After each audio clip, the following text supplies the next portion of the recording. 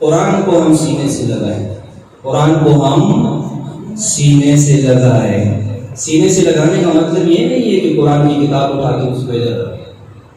سینے سے لگانے کا مطلب یہ نہیں کہ آپ محفل ناصر اپنے میں اس کی تلاوت کریں۔ میرے عزیز بھائیو، یہ ایک زندگی ہے۔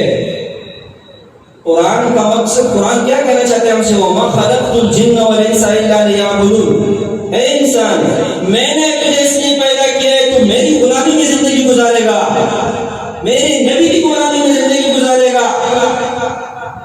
صرف یہ نہیں ہے کہ آپ نبی کے نام لیوا ہو، صرف نبی کے نام لینے والے نہیں، صبح سے لے کر شام تک آپ کی کتنی زندگی نبی صلی اللہ علیہ وسلم کی سنت کے مطابق ہے۔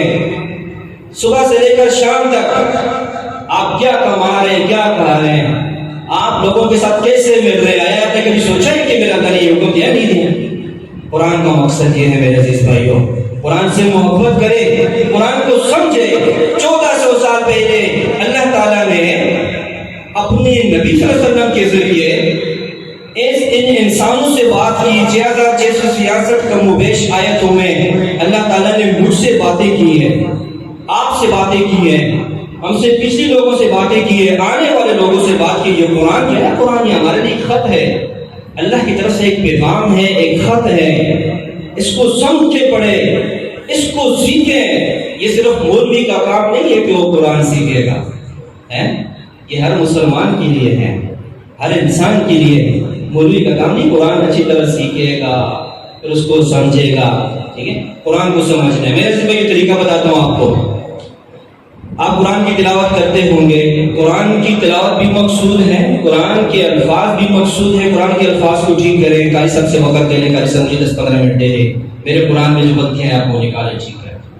ایک کام، قرآن کے اگر کم از کم آپ قرآن لے لیں جس میں ترجمے والا قرآن، اس میں آپ ترجمہ دیں گے، یا کسی مولوی صاحب سے، قاری صاحب سے ٹائم لے لیں، مجھے آپ روزانہ 3 آیتیں پڑھائیں گے، بس اس میں آپ ترجمہ پڑھے کریں۔ کم از کم ہمیں یہ تو پتہ چلے ایک دفعہ کہ اللہ تعالیٰ نے مجھ سے کیا باتیں کی ہیں۔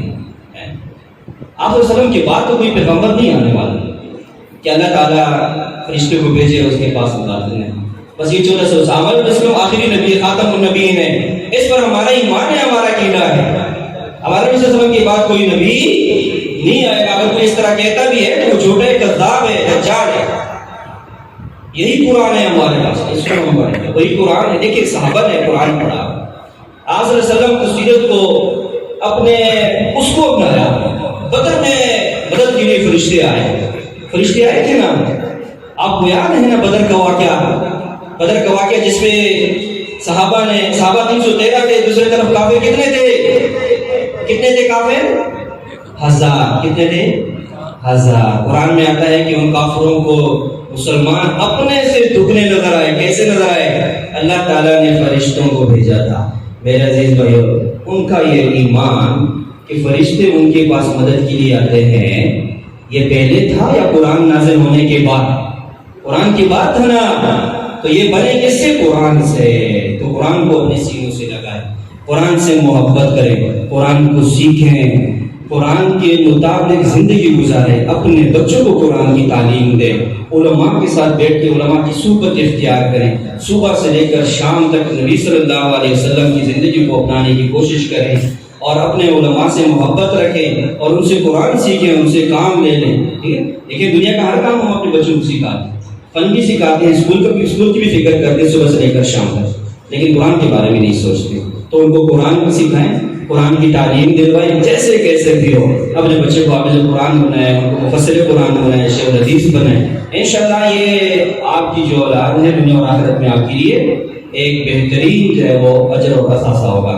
وآخر دعوانا الحمدللہ رب العالمین۔